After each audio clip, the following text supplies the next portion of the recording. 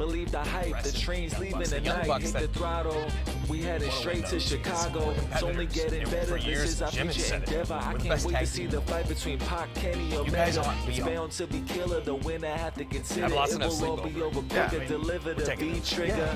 It's picking up. Lucha Bros versus it's all part of it. At the end of it, though, shake hands because this is the elite, baby. The elite is bigger than whoever's carrying those, right? We're gonna be friends at the end. No matter what's bigger than who's carrying these? What's bigger? The elite. Guys, did you not listen to me months and months ago? I tried to walk out of the door. I tried to leave the elite, and you wouldn't even listen to me. After everything we did for you? Yes, after that, yes. I couldn't just be a part of it anymore, Matt. After we brought you into Bullet Club, after we put you on being the elite, made you a star, you're gonna walk out. You can't walk out. You were just a jobber in Ring of Honor. We brought you to the Bullet Club. What's this chip on your shoulder anyway?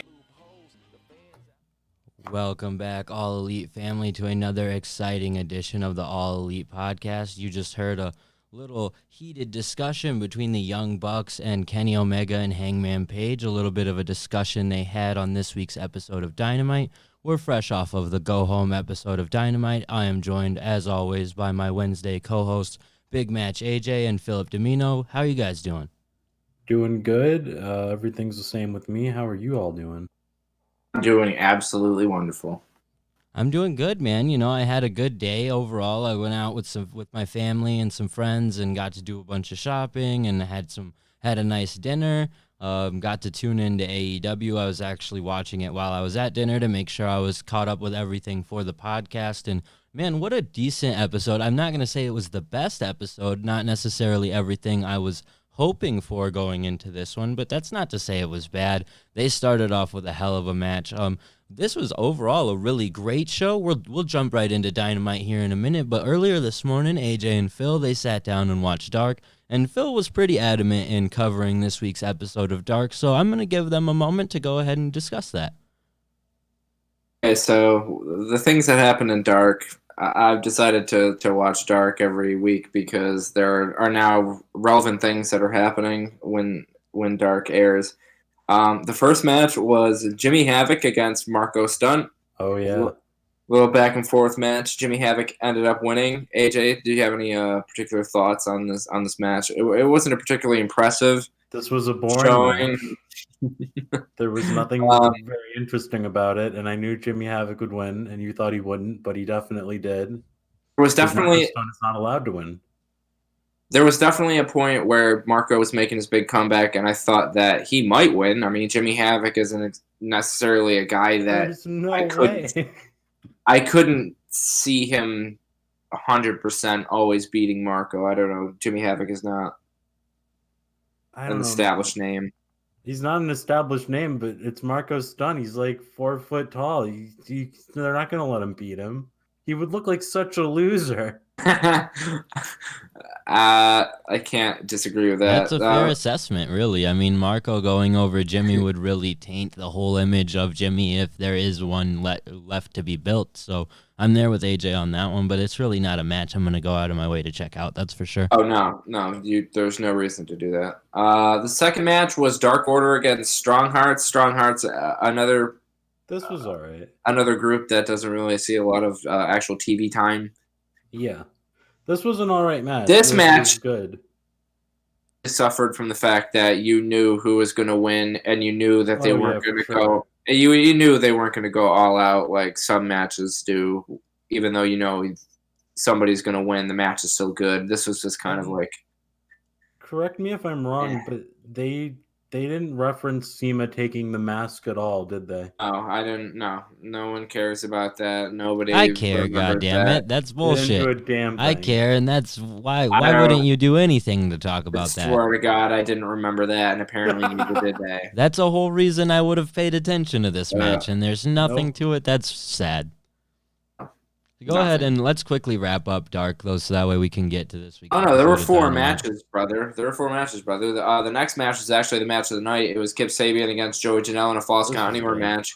Real good match. A lot of big spots, as you could expect from a Joey Janela match. Penelope Ford shined. She did a lot of crazy shit. Body off the stage. And you might hear that and think, it's just crossbody off the stage, but she got some air, man. She traveled far in the air. It was a big leap. Joey Janela ended up winning. He hit Kit Sabian with a kendo stick really hard in the face. Yeah, I feel so bad for That's a shoot, brother. Yeah, because I don't think they planned to do that. I think it just the tables. He was supposed to go through 2 tables, and the tables, neither of them broke, but they broke enough to where they could not redo the spot. So Joey Janela just takes a kendo stick and whacks him across the head.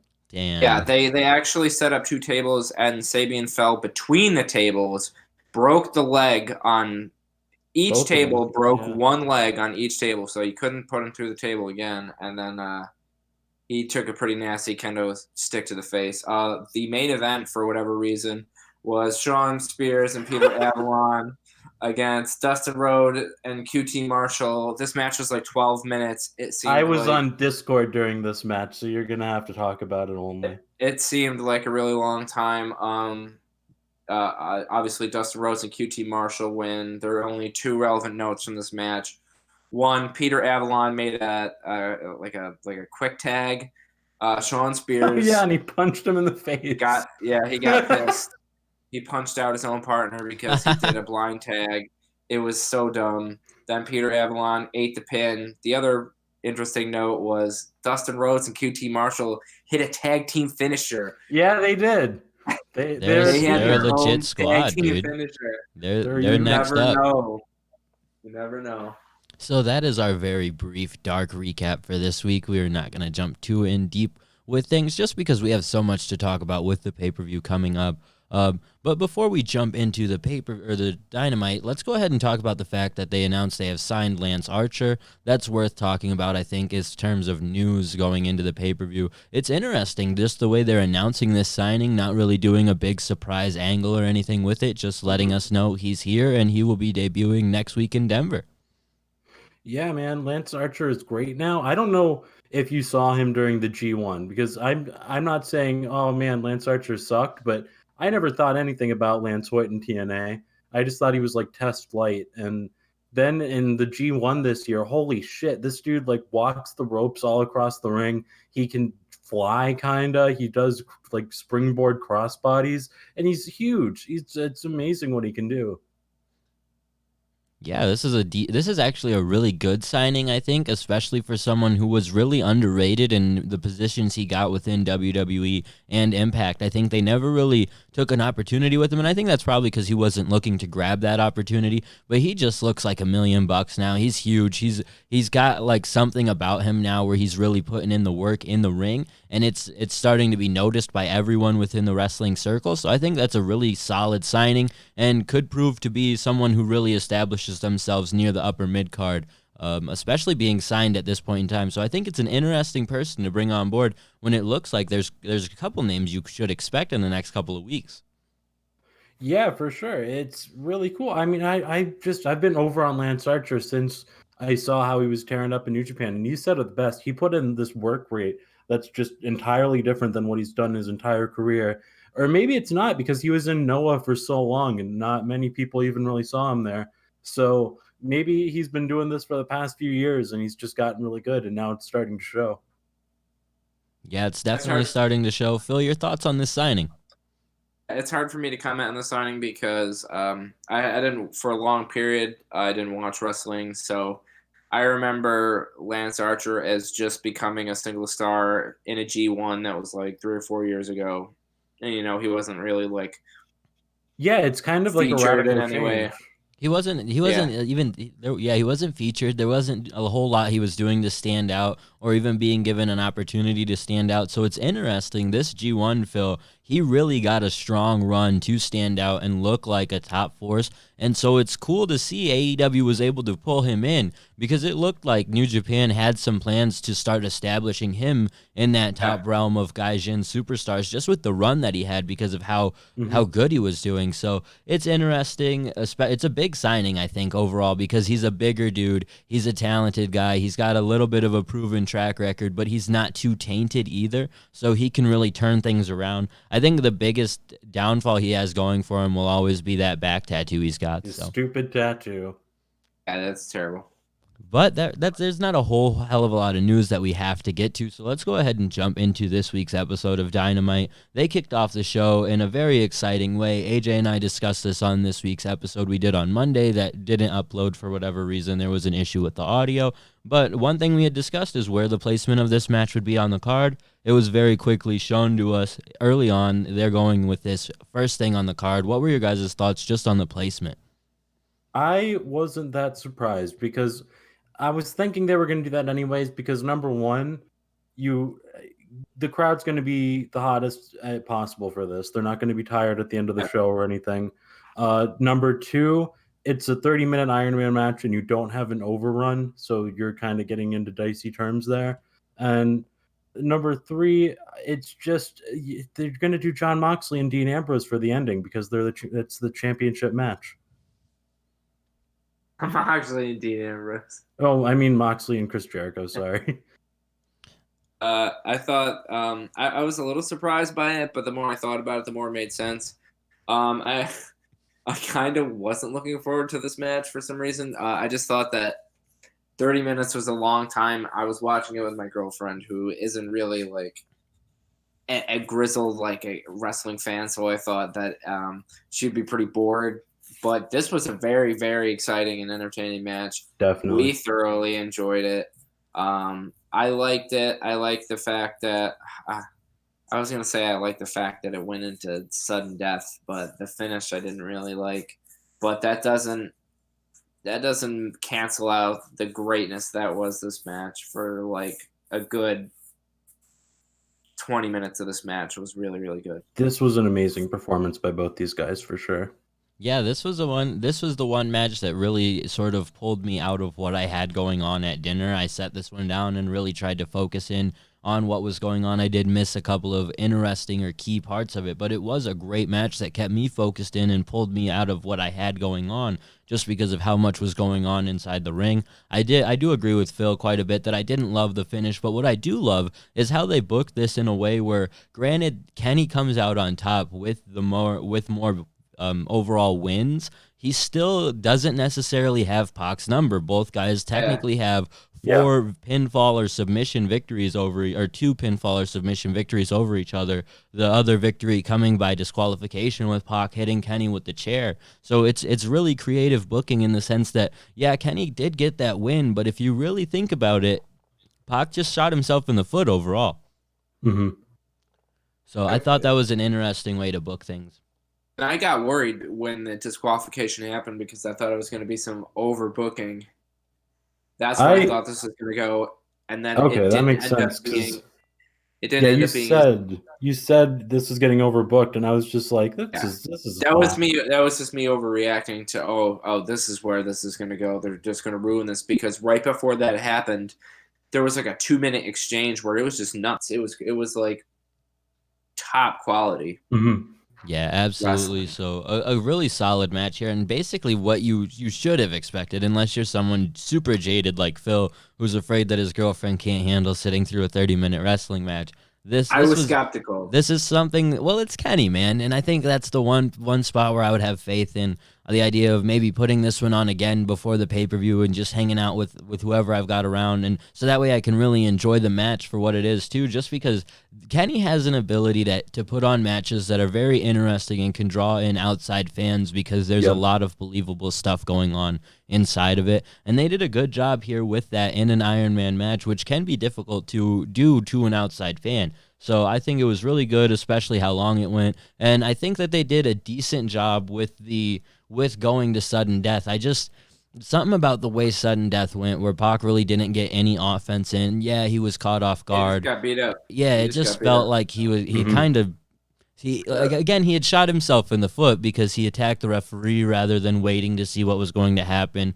All of this, but it works. And from here we set up the next segment. Tony Schiavone interviews Pac. He asks him how could he lose after everything he had did to set up this match. Pac wants no part of this interview. And then we get Orange Cassidy, who comes out for some reason and sort of he shoves Pac, and then Pac lays him out.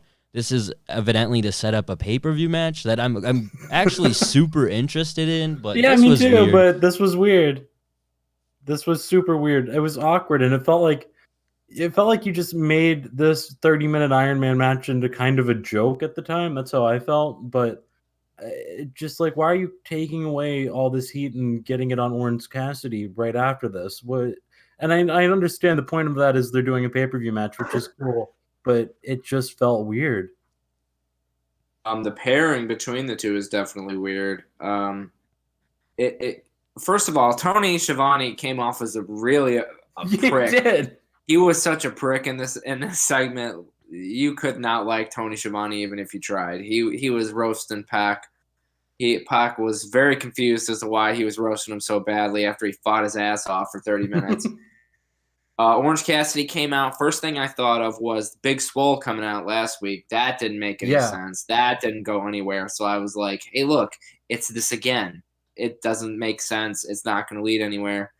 But I guess eventually it did. I also am excited for this just because the pairing is so weird.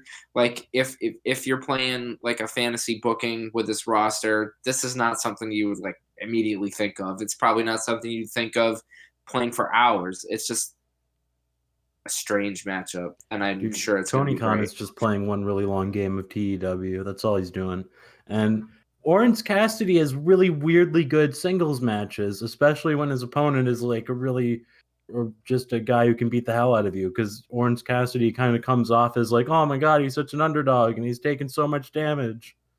Yeah, and I'm excited because I have hope that this is where they start doing something with Orange Cassidy that can be relevant in the fact that he's over. This could go, I think, one of two ways, in the fact that they could actually start pushing him as a somewhat upper mid-card singles superstar who sort of turns on the jets when he gets involved in a major match or something like that, or announces that he's actually going to try. But if he just gets sort of washed by Pac in 2 minutes in a way that you would kind of expect, I think they could sort of drain out everything they've done to get him over. And that's not to say Pac shouldn't do that. It's a weird situation that they've booked themselves into, but I hope that it's going to be a situation where Orange gets an opportunity to, like, all of a sudden he's moving quicker, he's doing things different, and he's like actually wrestling the way that you know that he can in singles matches, and it could be exciting. I don't think they would have booked it on the pay-per-view just to squash him. If it was on Dynamite, I would say, yeah, there's a chance of that. But if you're doing it on the pay-per-view, why even bother? Well, they need time on the pay-per-view too. The addition of this match, and then they added another match later on. They've got quite a few matches now, more than they're used to. I think they're kind of used to doing about 6 or 7. Now they're sitting at 8, so it's not too much, but it is more than, like I said, they're used to. So I could very well see them going quick, either with this one or the Jake Hager one that we've talked about so much. But. And speaking of Jake Hager, we get Lexi trying to interview Chris Jericho, but Jake Hager is instead at the door. He stands there like a goofball for a minute before closing the door and not allowing this interview to take place. I mean, Jake Hager's character... yeah, it's just that he doesn't talk, right? That's it? It's so stupid. He did talk a few weeks back. I can't remember what he said, but he screamed something in the ring while he was beating up somebody. So he has talked. He just chooses not to talk. He's just a goofball. He's an idiot. He just stands there like an asshole. Yeah, he's just Festus. It's like literally like your idea of like the jock kind of guy. That's all I could think of when I see him, is just this high school jock who's not going to say anything to you but knows he's pissing you off. Just like, haha. But from there we get Taz. He joins the commentary team to replace Tony Schiavone. And then we get the 6-man tag match, the Jurassic Express taking on the Inner Circle. This was a decent little match, a 10-minute match. I honestly didn't love this because the Inner Circle looked like a bunch of geeks to me in a match where they were facing technically a bunch of geeks. I didn't mind it because, listen, how are you going to get the Jurassic Express over unless you start giving them legitimate wins? At how the are you going expense of someone going into a pay-per-view match? I don't know. Yeah, but that's not super important to me because Darby Allin was the reason they lost. I agree strongly, AJ. They need wins badly, and they need them over people who matter.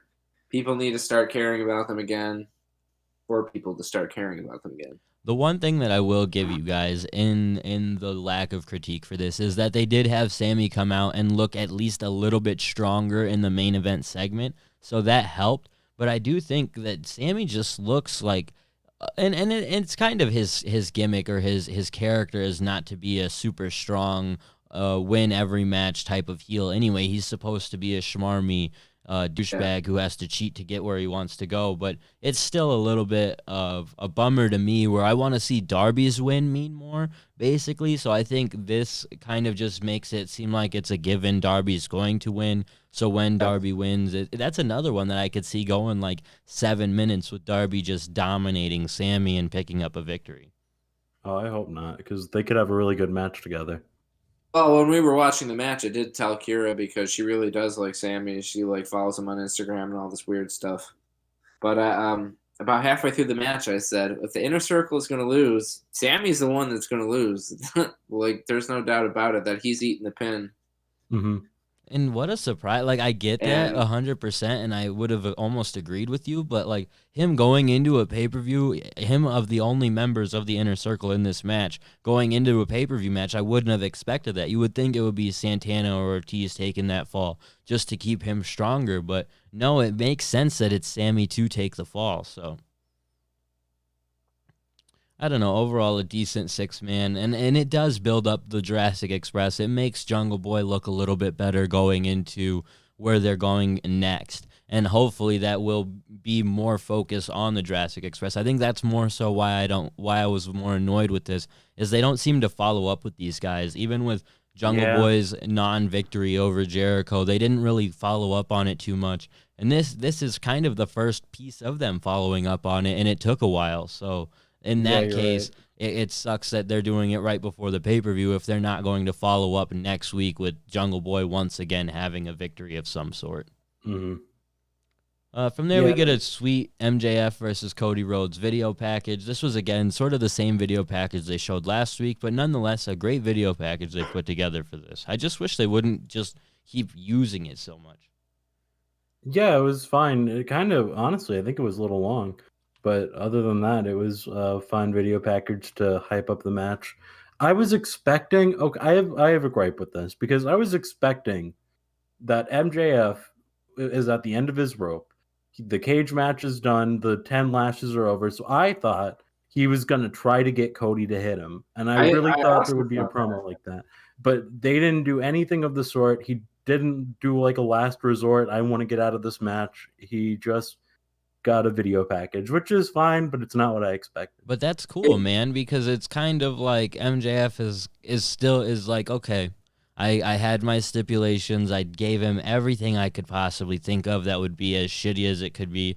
This is what I'm going to do. And how much further could they have really went besides whipping him to death the way that they did, outside of bringing out Pharaoh and threatening to chop it up? And then that's just like...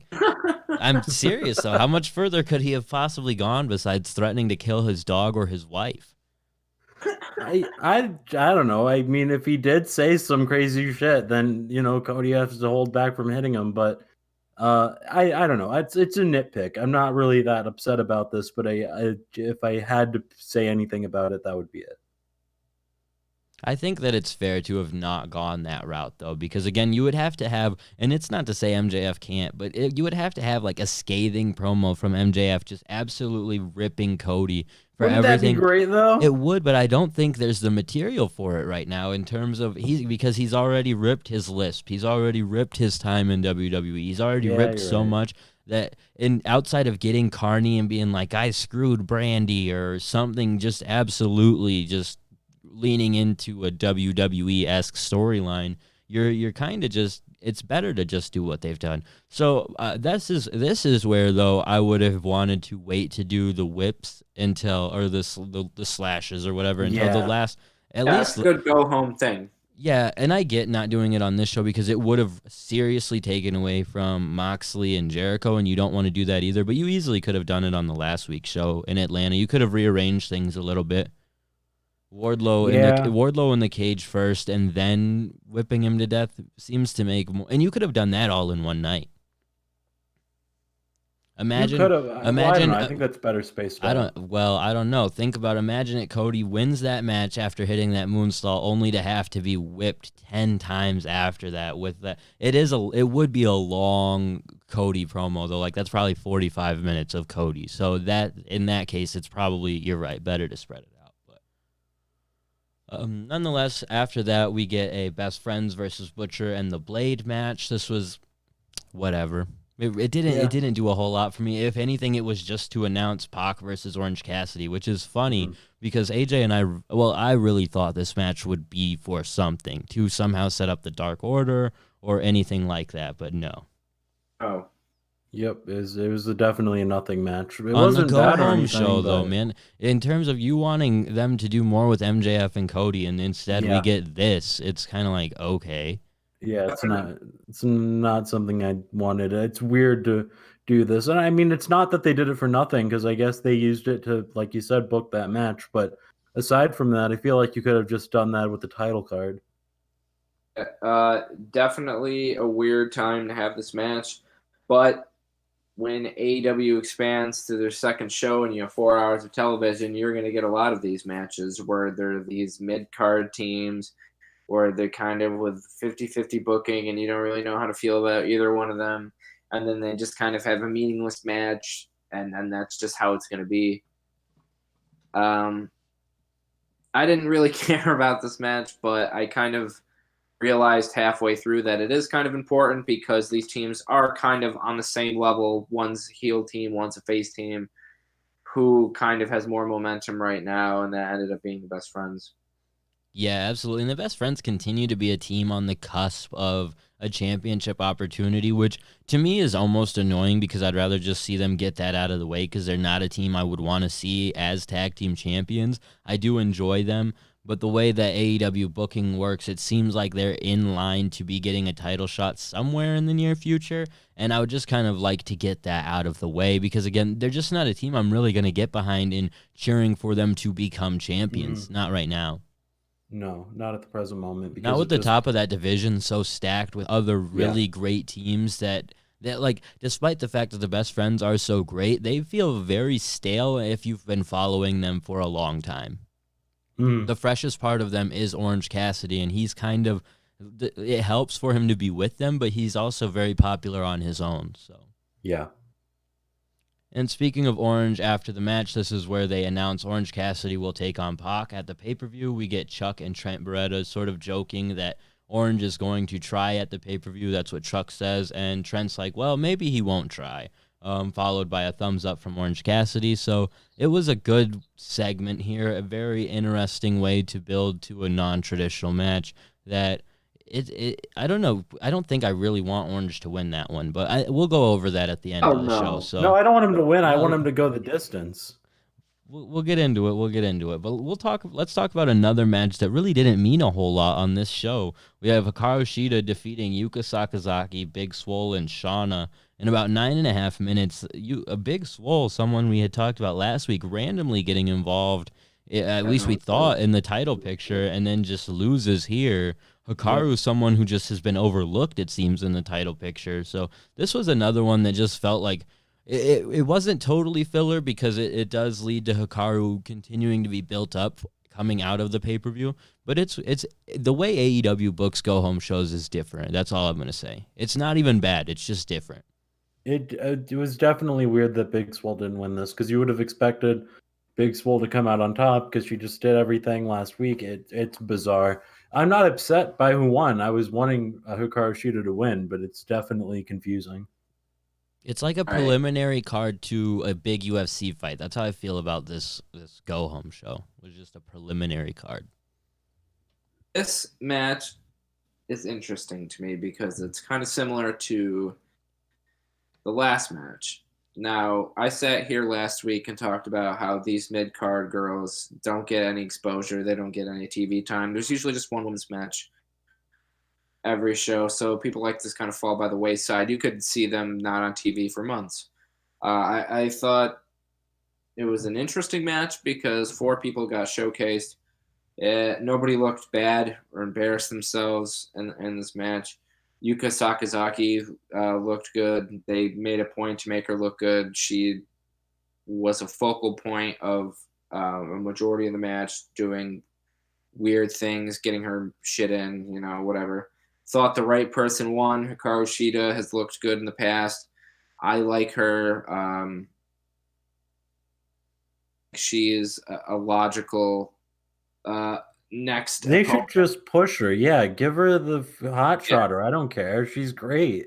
Definitely a logical next opponent for Nyla, assuming that Nyla is going to retain at the pay-per-view since she just won the title. I mean, yeah, I would assume. Makes sense to hot potato it around.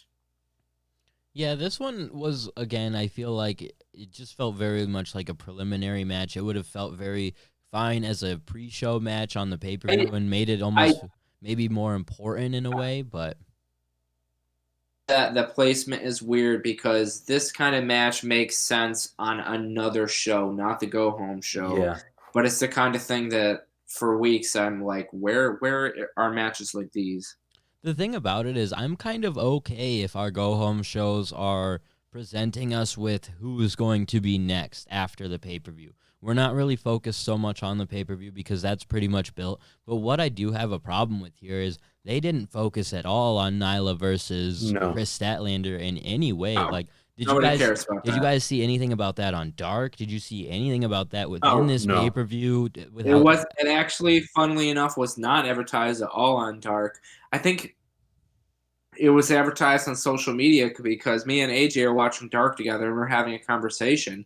And I was like, well, I haven't seen anything in terms of advertisement for tonight's Dynamite. I assume Chris Statlander and Big Swole are going to fight, number one contendership, whatever. And he's like, no, it's already been announced. Like, they announced it. I didn't see anything on TV about it. Nothing.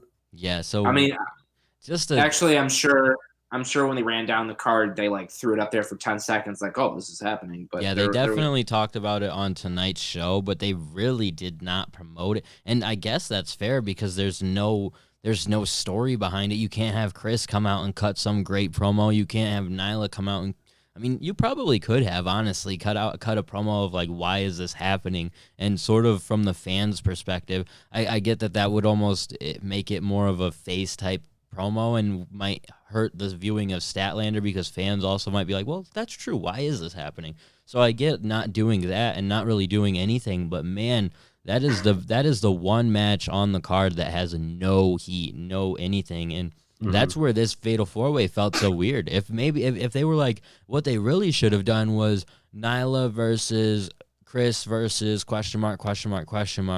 You do this match as the winner is ? Everyone thinks it's going to be Big Swole because of how you presented it last week, and instead it's a bait and switch with Hikaru, and it feels like an important thing and it's so much more than what we got. Yeah, that would be a lot better. I would definitely prefer that. And I would prefer seeing Hikaru get pushed in general, but I don't understand this booking. I don't understand why you would do it on a go-home show. Like Phil said, it's cool to see the women get showcased, but that's about all it was good for as far as I can tell.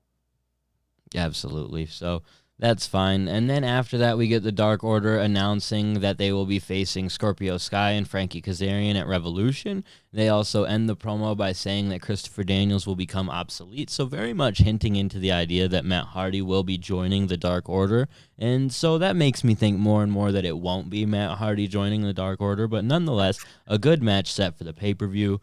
Sky and Kazarian, as much as they were pushed really heavily, they've become very forgettable. Yeah, they've kind of dropped off heavily, and I know they've been trying to build up this feud with them, but honestly, everything with the Dark Order usually just feels like it doesn't work, and this is kind of another symptom of that. And until we get the Exalted one, I really don't feel like the Dark Order is going to mean a whole lot to anybody. Yeah, I kind of disagree with what you guys said. SCU kind of just dropped off the face of the earth. I feel like they're very much like the Lucha Brothers right now, where they're an established tag team, but they're not really doing anything. I don't feel like they've dropped off. Like, I feel like they'll be just as they have credentials. They've given them wins. That's super fair. And Scorpio has a lot of credentials just as it in it of himself with the win over Jericho. I just feel like we don't think about the Lucha Brothers in that same category because they just had a great match, and SCU kind of they haven't had a great match since they've been in AEW. They've had good ones, but nothing great. Yes, and I will never forget. I will never forget how that first, I want to say the first episode, that first tag team tournament match just fell so flat.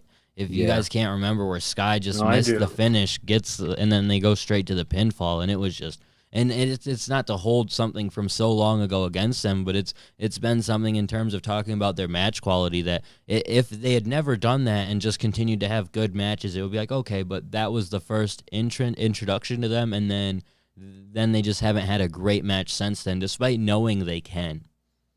Mm-hmm. So who knows? Maybe this leads to something good at the pay-per-view. That's a decent match, honestly. People probably won't expect it to be a great one, but especially with some story tied to it and the potential that when those lights go out, people are going to be clamoring for it to be Matt Hardy, and I don't know if legally it can be. So it'll be interesting to see. Yeah, I'm not sure about it being... we've talked about this before. I really do not see them making the Exalted One, planning all this out, and making it somebody who's contracted to another company. But if it's Matt and they've had such a good relationship with Matt and they can trust Matt, here's what it comes down to. If Matt had told them before he was going to WWE, like, hey, we can do this, this, and this, but I'm on my way out after that, then I think they could believe him now because they already had that trust and respect with him before. And here's the weird thing I wonder about it, because everyone's talking about his contract and the pay-per-view's on the 29th. Do contracts say that it's up? Like, would it probably have said his last date with the company was February 28th? Or because, it's a leap year, so the 29th just so I'm just wondering if there's potential he can debut on Saturday, despite the fact that it's not technically March 1st. I'm not entirely sure about that. And it could be just grasping at legal straws there, but I'm just wondering because the way they're hinting into it makes it feel like that debut will be on Saturday. Yeah, if it happens, yeah, that's how it would feel. So, any thoughts on this, Phil? If it's not Matt Hardy, it better be somebody really good because they've given this a lot of time, and the payoff better be good. Because if it's some Luther shit, I'm going to be upset. Yeah, that'll be a rough one to handle. That's for sure. Who knows what it'll be? We'll have to wait and see. Maybe it gets revealed this Saturday. If not, for sure next Wednesday. So maybe Denver could be in for a hell of a show. But from there, we get Jim Ross interviewing the Young Bucks, Kenny Omega, and Hangman Page. That's what we opened up the show with. This was probably the standout segment on the show, which is not a surprise considering it had Kenny and Hangman in it. They are the aces of AEW as far as I'm concerned, just because every week they have the most entertaining segment no matter what it is, and this was that. Yeah, this was a fantastic angle. We talked a lot in the early days of this podcast about utilizing JR to do interviews like these, and I couldn't have asked for anything better going into the pay-per-view than something like this, because it's just you have JR, you just have him do interviews with guys and it'll get over. And this is the second time in a row he's done it. I think last time it was with Santana, and it just makes so much sense, and it was so good. And what did they say? They said that he was nothing but an ROH jobber before they brought him into Bullet Club. Yeah, they did not have nice things to say about him. They talked about how they made him a star. He was a jobber in Ring of Honor. And wow, talk about some harsh words for a guy who really just wanted to get away from them because he didn't feel like he was able to shine his own star and do his own thing. So I thought it was interesting to see these guys go in on him and Kenny just sort of sit there and not say much to defend his guy. And these guys were there for Kenny in that match in the opening segment. I don't think we really talked about that too much either, but that was something we had talked about on the show on Monday, AJ, that we thought would be interesting, and we got it. So there was so much intertwined with these guys throughout tonight's show. Just say that none of these people came across as likable except for Adam Page and Jim Ross. I guess is the impartial. I don't know. He called them uncomfortable. He was like, "Why are you uncomfortable?" The Young Bucks were definitely.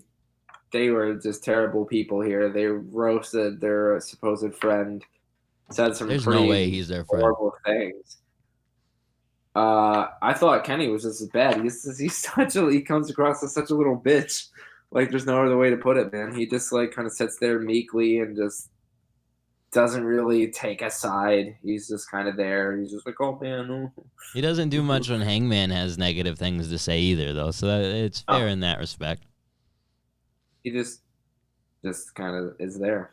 He's just there. He's caught in the middle, and hopefully we'll see how that explodes at the pay-per-view. That's the idea, I think, of this story, is which side does Kenny choose? What does he do?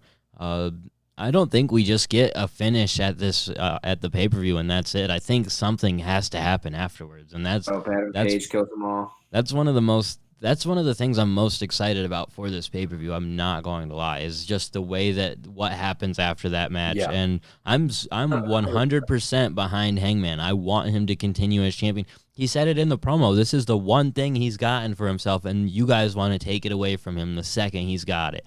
And man, that was real. So that's cool. After this segment, Hangman ended up getting pissed off and leaves because his drink is empty. So that was a good way to end it too. With the alcoholism being continually brought into this, but not in such a stupid way. It's awesome. Yeah, it's been done wonderfully how they booked this. Yeah, and I think that the main event segment wasn't super wonderfully booked, if you ask me. We have the Inner Circle come out. They're all in tracksuits looking like a bunch of balls. They're running in with Chris Jericho doing the Gracie train. We have Gary Michael Capetta arrive to MC the segment. We have Moxley. Who the fuck was that? Gary Michael Capetta, Phil. A very important figure in weigh-ins. Weigh-in history, if you know. Now, I honestly have no idea who this guy is, but he was an old WCW announcer or something. Apparently important to this segment. We have Moxley actually weigh in at 234 pounds. This was such a weird thing, just doing weigh-ins in the professional wrestling setting as it is. We had camera guys staged around. We had, again, them doing the Gracie train as they come out. Moxley totally alone with no one, which I guess is better. It would have been way worse if you had, like, Darby come out with him doing the Gracie train too, but this was something else. What did you guys think overall of this segment? Everything breaks down into hell. We have Dustin Rhodes come out and attack Jake Hager. I get the idea. You don't want to do a contract signing. Okay. Could we have done... You could have said Jon Moxley and Chris Jericho face off or something. A debate. Do a political debate. Yeah, just do something. But, like, what's so wrong with the contract signing? I saw people praising this because they're like, oh, I'm so tired of the traditional contract signing. This was so good. It's like, it's not innovative. It's stupid. The atmosphere is definitely weird. You have the fake photographers taking photos. You didn't weigh in everybody, first of all. That's fucking stupid. Made a point because there were like 20 people in the ring, and she was like, there are only 2 women in the ring, and they're half naked. And I was like, yeah, man, those are the ring That's girls. how weigh-ins work. Tell her to tune into the UFC. Fight. Get out of here. The UFC fight. They weighed him in, and they had the same ringside geek that comes around every week, and he got roasted by MJF that one week. But he's there every week, and he was the one adjusting the scales, and I don't think he's professionally trained to do something like that. The Nevada Athletic Commission is going to have some real harsh words for that guy. I just can't get behind something like this when you're not going to full board. If you're going to weigh, like, and they didn't have to do them all on TV. They could have done every other weigh-in, put them on YouTube or whatever. But if you're going to do it, the only way it feels real is if that one time though. Didn't they do some shit like that? They did but even every everybody. weigh-in. Fucking point? No, every weigh-in that they've done, they haven't done with everybody. They've done with like 7 people on the card, and that's it. And not everyone's always weighed in and shit. It's fucking stupid. And it's not like somebody's gonna not make weight. But AJ, but if they want to do it and they want to utilize it as the new contract signing, at least make everyone do it so it makes sense. I feel like that still wouldn't make sense to me is all. How doesn't it make sense with everyone weighing in? I would rather just have the contract signed. Yeah. There are some sacred things in wrestling. They've already done a contract signing, though. You have to like change it up. You can't just do a contract signing every month. I don't give a shit. Do a contract just do it again. But then that's another gripe. Why aren't you doing weigh-ins for every pay-per-view? I'm dead serious. If you're gonna do weigh-ins, it needs to be consistent, and it's not. So. Like contract signings. But at the end of the day, we have the Inner Circle standing tall over Jon Moxley. This was interesting because we have Jericho going into the pay-per-view looking super dominant, basically hinting to the idea that Moxley will come out the victor at the pay-per-view, but that's not something I'm super confident in either. So I thought that this was a good way to close out the show, despite the fact that it was very much something I saw coming beforehand in terms of everyone beating the piss out of each other. It was good. But if they want to talk about the contract signing being cliche, the way that they close out their go-home shows is kind of cliche. I've seen a lot of AEW shows end in crazy-ass brawls. There was a moment in this segment that I laughed where I shouldn't have laughed, where Darby Allin comes in to provide some backup. He gets in the ring and is immediately beat the fuck up by Sammy, who never ever beats anybody up. And I swear to God, he took him out in like 10 seconds, broke his skateboard over him. It was fucking dude. hysterical. It was the one moment where I talked about earlier that they at least made Sammy look a little better later on in the show, and that was the moment of that. I think Darby did end up coming back a little bit and getting some revenge on Sammy from there, but I'm not totally sure. I don't think he did, yeah. No. So at least Sammy looks strong going into the pay-per-view a little bit in some way, shape, or form. Nobody will remember. So the Inner Circle looking good. AEW looking good going into Revolution. It is a very stacked pay-per-view, if you ask me, in terms of top to bottom. And this has been a good week for AEW. We just got Dark yesterday. We had Dynamite today. I have to assume that this week's episode of Dark will be up on Friday, as they've done in the past. You guys want to quickly run through that, and we'll just gauge your interest 1 through 5 on what these matches are? Oh, you're gonna do that Dark card? Yeah. We'll do Dark very quickly, yeah. and then we'll talk about the pay-per-view. So next week's episode of Dark, or I presume Friday's episode of Dark, we have Luther taking on Sonny Kiss. No, absolutely not. That sounds like I'm giving it a 5 because I have to see this train wreck of a match. Yes, I'm actually quite excited for this, just because of the craziness that is potentially involved here. I swear to you. Holy shit. Tony Khan, you goddamn genius. From there, we have Britt Baker taking on Miranda Elias. Okay, no. Give that a 1. Yeah, that's a 1. Then we have the Dark Order taking on Peter Avalon and Michael Nakazawa. God damn it. What is Peter Avalon, everybody's tag team partner? Maybe they're going to join the Dark Order on Friday. You never know. That's a 1. Yeah, another 1 from me as well. Yeah. And then potentially the main event, we have Private Party taking on Shawn Spears and Brandon Cutler. 2. It's another weird pairing for what's his face? For Spears, yes, absolutely. The one thing about this card is the fact that there's no one super important involved in it does make me think that there's a chance they will save it for next Tuesday. But before the last pay-per-view, they threw it on a Friday, and I would love to see that again. So hopefully that's where they go. This whole card, who cares? That's fair, dude. I'm definitely literally going to tune in for that Sonny Kiss and Luther match I am too. if it's on Friday. So that is so bad. That is such a good match. I agree with you 100%. Now let's run through all of the good matches that we have set up for Saturday's pay-per-view, AEW Revolution, the third pay-per-view for AEW officially, correct? At least since the how many pay-per-views have there been actually, AJ? Am I correct or no? We had All In. All In does not count. All Out, Double or Nothing. Does Fyter Fest count? No, none of those count either. Okay, then, yeah. This is the fourth one, then. Yeah. Okay, so we're on the fourth pay-per-view, Revolution. Let's go ahead and jump through the card really quick. We'll start with the one announced tonight, Pac versus Orange Cassidy. What are your thoughts on this one, guys, quickly? I'm excited for it. Yeah, Pac's got to win for sure. If Orange Cassidy wins, that's absurd. But I do want to see Orange Cassidy get offense in. I don't want him to just get run over. I think it's going to be quick and fun. Yeah, I think this could be a good chance for Orange to show what he can do offensively, sort of step out of the box of being the sloth character that he is, and do something a little bit different. And I think that this could be a chance. We've talked about it. What are they going to do with Orange to translate that popularity while utilizing it in an actual wrestling capacity? And I think that this has to be the beginning of it. You can't just joke your way through this entire thing. Otherwise, you're going to waste a valuable opportunity you have with Orange. Totally agree. And then the other match announced on tonight's episode of Dynamite, we have SCU taking on the Dark Order. Are you guys super excited for this one? Not really excited? I'm excited if the Exalted One shows up. There's that looming possibility. So, yeah, a little bit. Well, they've been teasing these guys for like a month, so hopefully the payoff is worth it. I agree that it probably won't be worth it if they don't have a payoff for this Exalted One stuff, but it should be okay. It should be okay.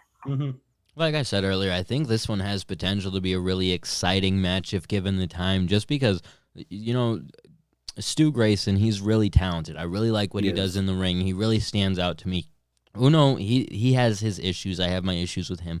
But overall, the other three guys, I think, can really put on a show and have a good match. So that's what I'm excited for here. And I think, again, if given the right amount of time, and then you throw some storyline into it afterwards, it could be a really exciting segment on the show. But I could definitely eat my words on that one as well. Yeah, we'll see. And then one that we've been talking about for a while, we have Darby Allin taking on Sammy Guevara. It feels like almost we've spent more time talking about it than they've given to it on television, though. Yeah, that's the main problem, is that they really haven't promoted this one the best. But they've done some stuff, notably what they did this week, which was good, that they involved the two. Twice they tried to get that over, so that's good. I'm excited. This could be a really good match. Just the two of them, I feel like, will do well against each other. This is going on the pre-show for sure. Darby Allin's going to win. I also think this one is going to be short too. I'm looking at the card right now. The Orange Cassidy match will probably be short. This will probably be short as well. I kind of disagree. I could see this one honestly being, and it would be interesting to see a time limit draw. And I'm not saying it will be, but I think they'll go like 15 or so. But this would be an interesting one to see go 20 and let them just kill it from bell to bell in that 20 minutes and really get the fans on their side while neither guy really takes or suffers a big loss. And you start creating this story with Darby that he can't win these exciting matches. Because you don't want to just bury Sammy. I feel like if he gets run over like that, it'll be really bad for him at this stage. I don't think so. I think there's too much going on time-wise for that to get so much time to get focused on something like this. I mean, they haven't promoted it, so why would they give so much time to it on the pay-per-view? And you never know, just to then focus on it then. I mean, and I'm not saying, again, like I said, I don't necessarily think it'll get 20, but it would be an interesting thing if possible. Just because, again, to push the idea that any match can be a time limit draw. These mid-card matches even can be time limit draws. Like, and it would help to that. And it's also not a very important match where you hurt the fans' feelings that, like, damn, Jericho and Moxley went to a draw, or damn, like MJF and Rhodes went to a draw. Like, you actually get a finish in those matches, but you still establish the draw on the undercard. So it's potential, just because, again, I think these guys can go that time. The next match, I don't think these guys are going anywhere near 20 minutes. We have Jake Hager taking on Dustin Rhodes. If this isn't sub 10, I'm tuned out. We've talked about exactly what we want so much on this podcast. We want Jake Hager to run over Dustin Rhodes and look like a monster. Yes. If Jake Hager loses this match, that will be hysterically bad.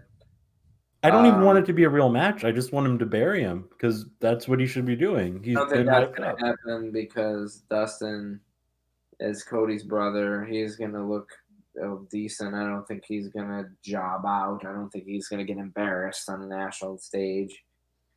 I think they should, though, just because you want to make Hager into this legitimate. They keep calling him an undefeated MMA superstar and all of this stuff. Fucking so funny. He's like 3-0, and he beat up a fat redneck one time. And he got disqualified in one of his fights. So it's funny how they say that, but it's one where I want to see Hager almost built up into this Brock Lesnar type of AEW.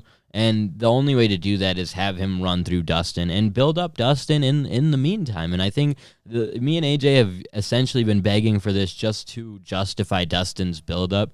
We want it to be just tore down by Hager, but I don't have a lot of expectations for this match at all. I just want it to be short. Yep. The next one doesn't have to be short at all. They've given us nothing but high expectations for the next match. We have MJF taking on Cody Rhodes. This one is important. This one is super important in terms of your storytelling. This isn't a title match. There's not a whole lot on the line here outside of Cody's whatever, his machismo, he's upset about everything he's had to deal with MJF, so he's trying to exact revenge here. But Cody was probably the biggest star in AEW, and it's not to say that he's been super hurt by this storyline, but I do think that it's fair to say that he's no longer the top guy. Oh, he can't challenge for the title anymore, so he's got to do something. Like, he may be the top babyface just because he cuts those promos, but he's not the top guy. That's for sure. He's not the guy. And it's going to be interesting what happens here, because I don't know if this is just going to, because I don't think this is going to end the angle, or maybe it will, but if it does, that's fine because they built it up great.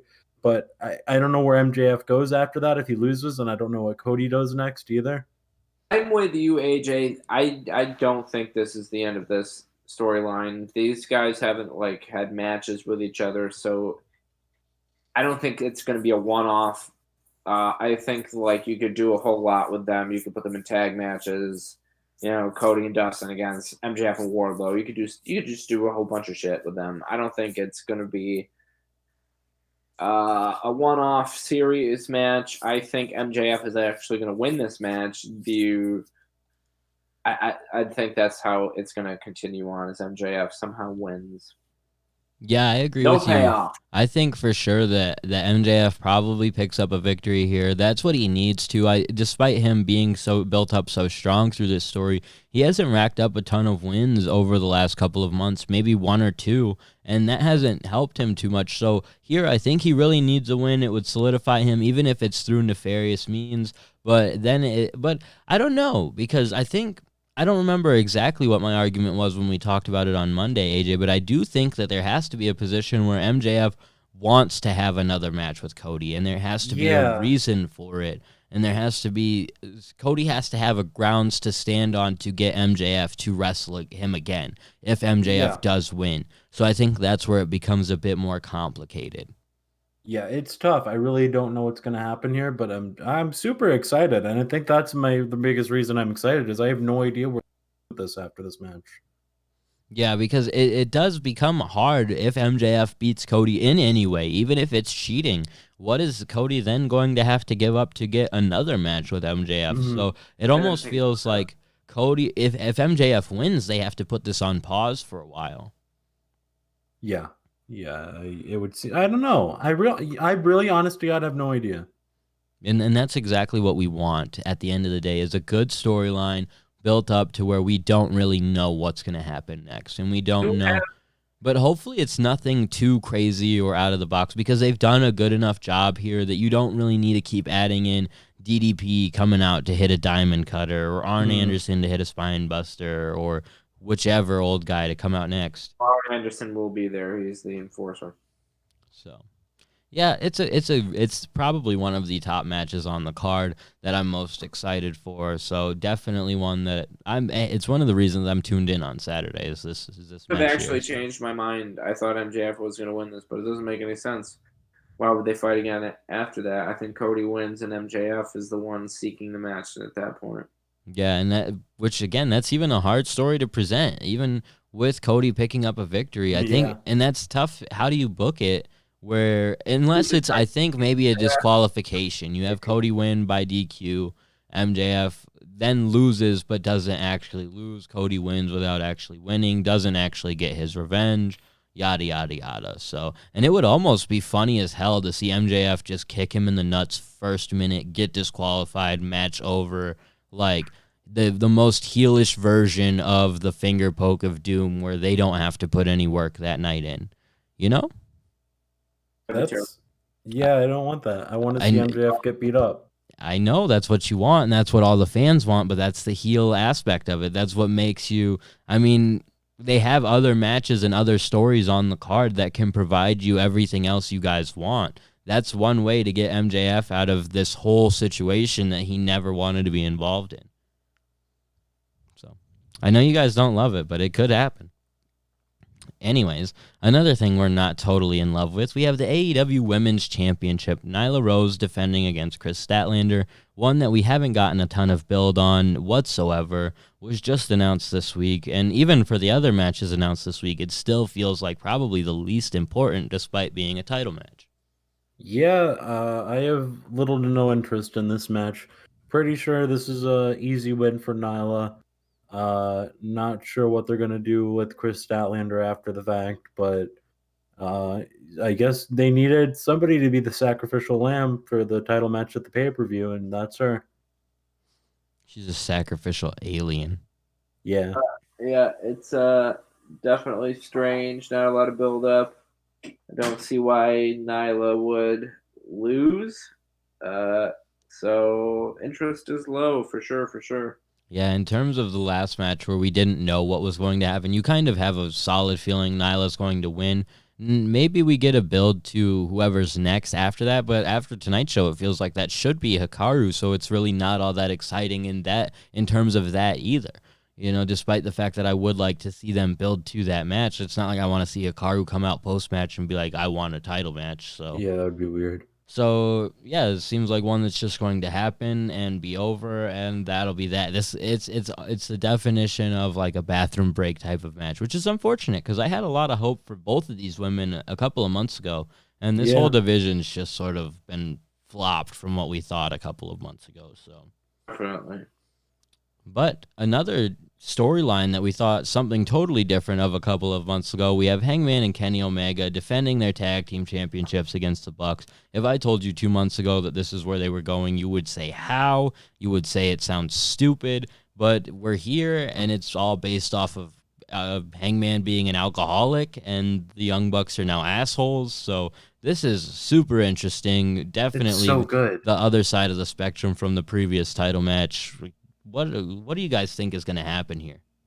God, I don't know, man. Anything could happen here. What I want to happen here is I want Hangman and Kenny to win the titles and them to stay a team because I don't want Hangman to be a heel, man. He's too good. So they can finally come up with a tag team name. Yeah, man. They deserve that opportunity. Phil didn't see that on Being the Elite because he doesn't watch Being the Elite. But they closed out the episode with Hangman and Kenny sort of having a real sit-down, like, talk about what Hangman's been doing and shit. And it was so great because Hangman's like, man, we didn't even get a chance to come up with a tag team name yet. Yeah, that is true, man. How could you hate him? He brings up good points. It'd be a tall order for me to hate Hangman. Forward to that, probably the most out of any of these matches, just because, you know, nobody really knows what's going to happen. You know, it could go so many different directions. I agree with AJ. I don't want it to end yet. I don't want him to. It's just like the MJF thing where when it finally happened, we were like, yes, but no. Like, when he finally turned. So here I'm almost wondering if them pushing the Young Bucks to be more of dickheads on this week's episode is to almost lighten the turn, to make it not so much of a heel turn, because they were so rude to him this week that when he finally blows his gasket and just snaps on them, maybe he leaves Kenny alone and doesn't do anything to Kenny, just tears through them. It's not so much of a like boo him thing. It's like I can kind of relate. They were really not cool. So I don't know. And then we have the main event of Revolution. We have Chris Jericho defending against Moxley. Jericho's had quite the run. The first champion for AEW, has quite a few defenses under his belt. He's had a very successful first championship run. They've done a solid job here. A victory here just builds on that run because a win over Moxley is not a small task in any way, shape, or form. And you then have to wonder who could possibly be next. And that's where I think Moxley is definitely going to win. I think Moxley's going to win. I think MJF is going to win, and they'll put that feud on hold. and you do Moxley versus MJF, because I don't feel like there's a whole lot of people to pair with Moxley after Jericho. So I agree that I think Moxley is going to win.